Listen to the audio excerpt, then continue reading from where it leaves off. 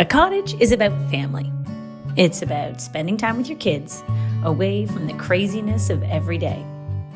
You can watch them grow up in a place where they'll build memories that'll last a lifetime. And I want to give my kids the perfect space. So here are Robin and Fiona's rooms. I'm Sarah, and every day my life revolves around design. This is my journal of what's happening right now in my world as a creator, an entrepreneur, a partner, and a mom. And I'm sharing it with you. So let's go. Today is another chapter in my design life. This bedroom is a story about things coming full circle. It started out being Robin's room when she was our firstborn baby. Then, when we did our big renovation 11 years ago, it became a shared room for Robin and Fiona. And then, as the girls grew up, we realized everybody needed maybe a little bit more of their own space. So Fiona moved out. She moved out, okay. And as the firstborn, Robin said, you can go choose another room, but this was my room first and I'm staying here. The eldest always pulls rank. I used to do that with Christy all the time. I would just say like, I'm sorry, but if we're moving, I get to pick my bedroom first. Right? And now, Robin gets the upstairs bedroom all to herself. I would have done the Fiona thing and been like, okay, so which bedroom is further away from mom and dad? Note to self, Tommy may not be the ideal role model for my kids. So now that we have a teenager in the house, I needed to think about how to make this room work for her growing up. So this room had been bright and cheery and colorful. And I think after so many years of living with lots of color, Robin really wanted anything but. And her request was she wanted a very quiet, calm, peaceful, pale gray room. And so we kept the original floor, the striped green floor, and used it as just a subtle accent to give that softness for a teen who loves to read and lie in bed. I did a very, very simple wall mount headboard. So if you create a wall mount headboard, you can use a minimum amount of fabric. It only took 2 yards of fabric to make this headboard. It hangs on the wall just above the platform for the bed base, and so there's no wasted fabric and there's no wasted expense. What I like about this room now is nothing is fussy, everything is simple, but it all works and it feels so perfectly Robin. And I think that if you're designing a room for your child or with your child, you want to listen to them. You want to know what they love. And I remembered shopping last year with Robin, and when she saw these hanging lights, she loved them. And I think it's so fun. They're crinkled paper. You make them yourself, you assemble them yourself. You can really make them whatever shape you want. They're not breakable, they're not expensive. Keep in mind, these were under $20 a piece. Also, a great savings and a way to think about reimagining and repurposing and adapting a room as a child grows. We took Robin's original bedside tables from the city, which were pink and high gloss, and she said, Mommy, I really don't want pink bedside tables anymore. And I resprayed them in pale gray for this room. Sometimes we spray something to give it a second life. This is on to its third life. They had a first life that I knew nothing about. The second life was painted pink in a flamingo wallpapered bedroom in the city. And the third life is here they are at the cottage.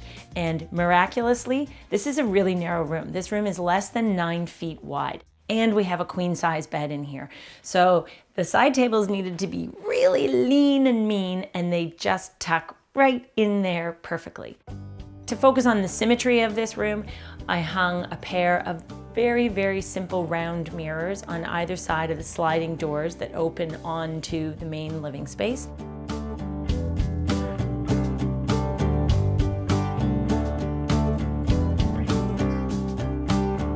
The final touch in this room, and the thing that's perfectly Robin, is the desk. And it's funny because this is the only big desk in the entire cottage, but this is where Robin hangs out so much of the time. She is a musician and she has a mixing board. And so you might come in and find her mixing tunes on her mixing board. She is a teenager and she's starting to experiment with makeup. So you might come in and find her sitting at the desk using the mirror and putting her makeup on, or you are more likely to find her sitting, doing a drawing or a painting, because she is a prolific artist. She has a terrific eye, and I would say this child is happiest when she is creating. So we wanted to make sure that for our super creative child, she had a space to channel all of that energy. And I made the simplest and biggest of desks. The base of the desk, this is not a desk. So this is a desk that's made from all pieces that are not a desk. I bought 2 very simple wall mount cabinets. And then what I did was I bought extra door fronts.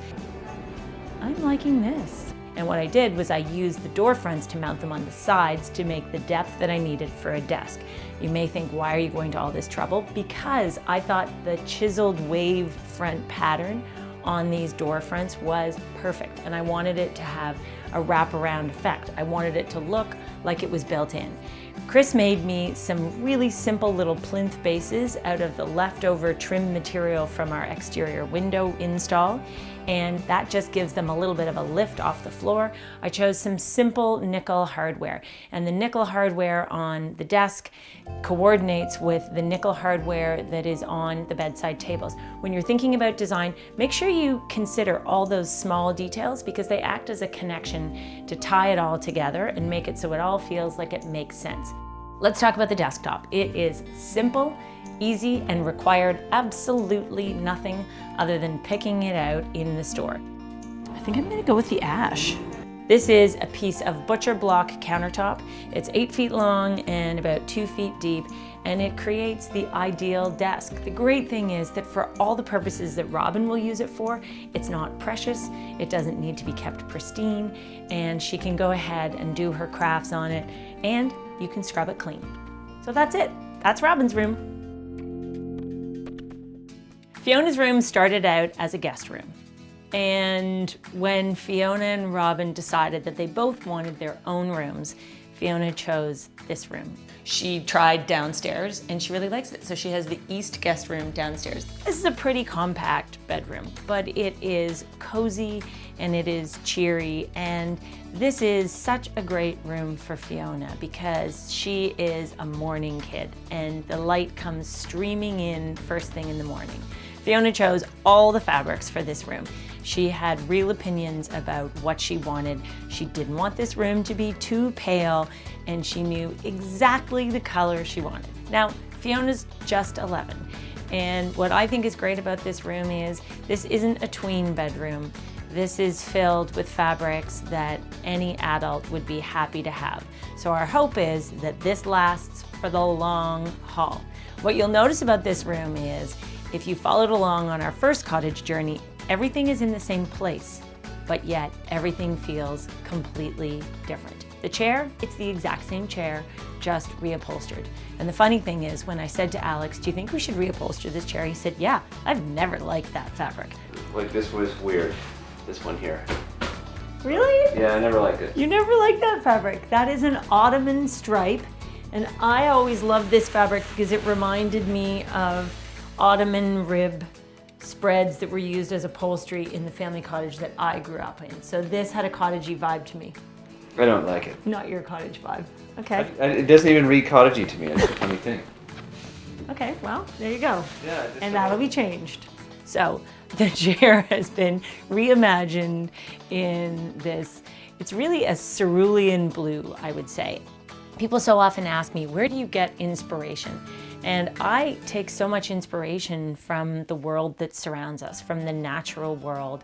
And you may remember earlier in this process, I talked about the fabric that's on this headboard. This is called water polo, and it's based on water polo nets. This is a Jeffrey Allen Marks fabric. He's an American designer.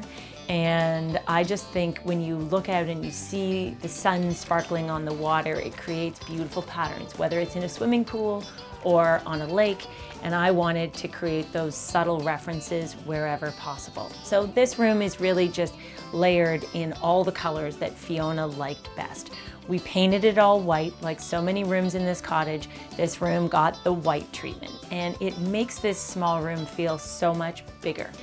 We originally had a really big dresser, and it was a fun piece that I found, and it was painted yellow and white, and it was charming and I always loved it, but you know what?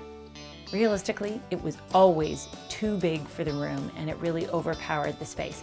So we've taken out the dresser and we've replaced it with a combination of a storage bed, which gives Fiona as much storage as she ever had in the dresser, and a little desk or a dressing table that is a vintage rattan piece that I found in one of my favorite local farm haunts. Ooh, nice desk. This desk was $145.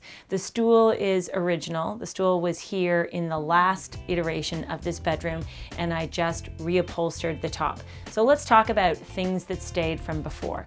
The quilt rack that hung on the wall, I needed to keep it because I've always loved it and it's practical. It's so nice to have an extra blanket on a cool night or to cover you up if you're reading a book.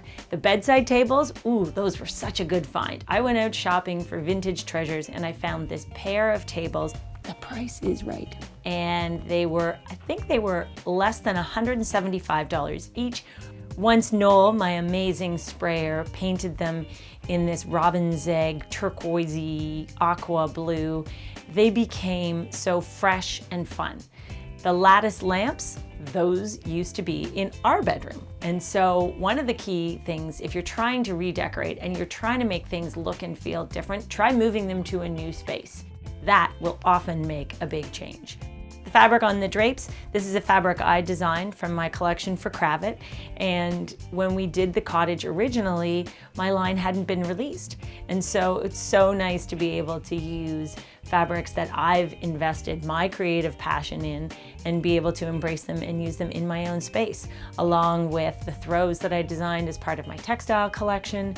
We have the beds are dressed in linens, also from my home textile collection. And it's so nice for me to be able to embrace some of the elements that I've put my time and energy into and bring them home to our own home.